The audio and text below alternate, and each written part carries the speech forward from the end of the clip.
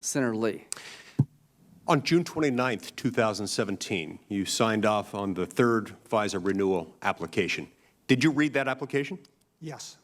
So you, having been asked to sign off on it, you had read it.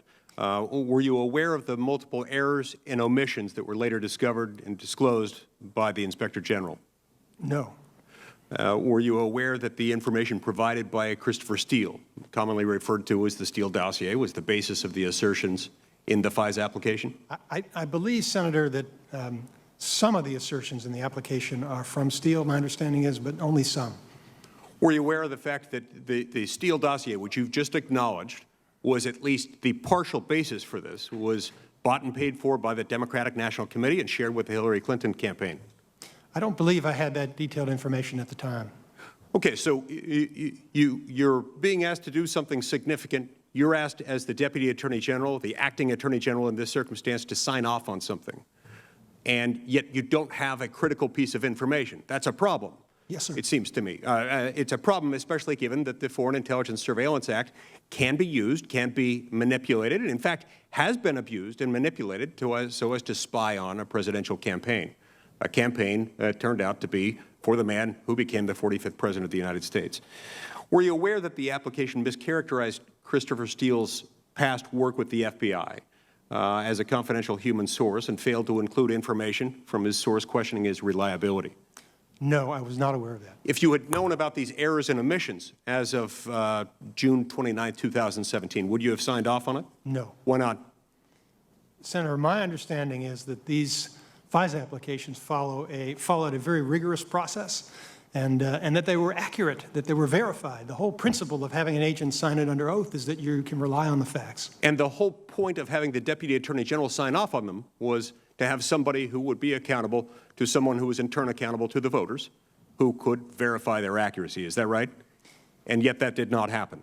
I don't think that the idea is for the person who approves the filing, which is the Attorney General, the Deputy, or the National Security Assistant Attorney General, to personally verify the facts. It's to make sure the accurate process has been followed and that the document sets forth a proper basis. Sure. It did set forth a But surely basis. the process isn't an ass. The process isn't there simply to provide cover, to do something unlawful. The process is there, ideally, one would hope, to make sure the rule of law is respected. Correct.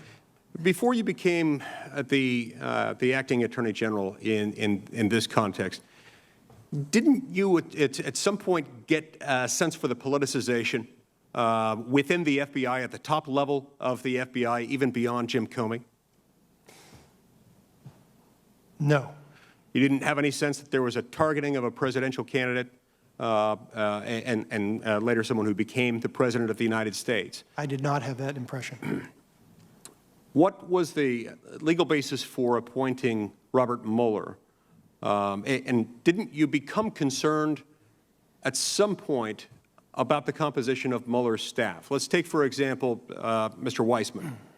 Mr. Weissman is now fundraising for Joe Biden, as is his right. Previously, he was an advocate of the Hillary Clinton campaign. Did that bother you, that you had known Democratic operatives, overwhelmingly Democratic-leaning people, who were part of this team? It would have been preferable, Senator, to have a more politically diverse group, but if they followed the rules, their political ideology wouldn't matter. If everyone followed the rules, political ideologies wouldn't matter. And well, but Senator, I had Bob Mueller in charge of this, and based upon that and based upon my conversations with him, I'm fairly confident that the political bias did not enter into that investigation. At any point were you asked by any member of Congress to launch a criminal investigation of President Trump? I don't believe so. Getting back to the FISA application process, why didn't you urge the Foreign Intelligence Surveillance Court to appoint an amicus curiae, given the obvious sensitivities of this investigation? Well, Senator, I have to tell you in context, you asked me about reading the FISA. There are a lot of FISA applications that come through. Some are more significant than others. This one was unusual in that I already knew about it because of the Russia investigation. Most of the FISA applications that are presented to me, I'm the last eyes on them before they're filed to the court, and I know nothing about them. This one I actually knew a fair amount about, and they gave it to me in advance so I could review it. I'm not sure I read every page, but I was familiar with what was in it.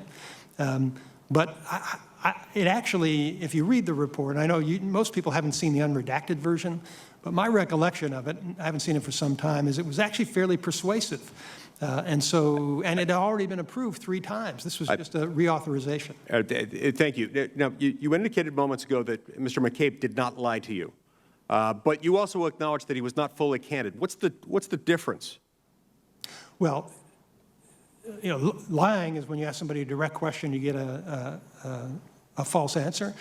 Candor is when you're forthcoming with information that somebody needs to know. And I believe, Senator, that Mr. McCabe should have recognized that when I became acting Attorney General, I needed to know about Mr. Comey's memos. I needed to understand that, and he did not tell that to me until a couple of hours before they showed up in the New York Times. So what and when did he tell you about the Comey memos? And when should he have done that? And also, didn't he waited for at least a week before telling you about some of the intel-related concerns? Weren't you his boss? Correct. And so he had an obligation to tell you. And yet, I don't know if he had a legal obligation, Senator, but my philosophy as a manager was that you have a responsibility to tell the boss things that you know they need to know. Right. And that's a pretty important thing that I would have needed to know. And so that would have been regarded as material. The omission of that, had you been aware of it, probably would have been grounds for termination. If I had asked him and he had misrepresented it, yes. Thank you, Mr. Chairman. I see my time has expired.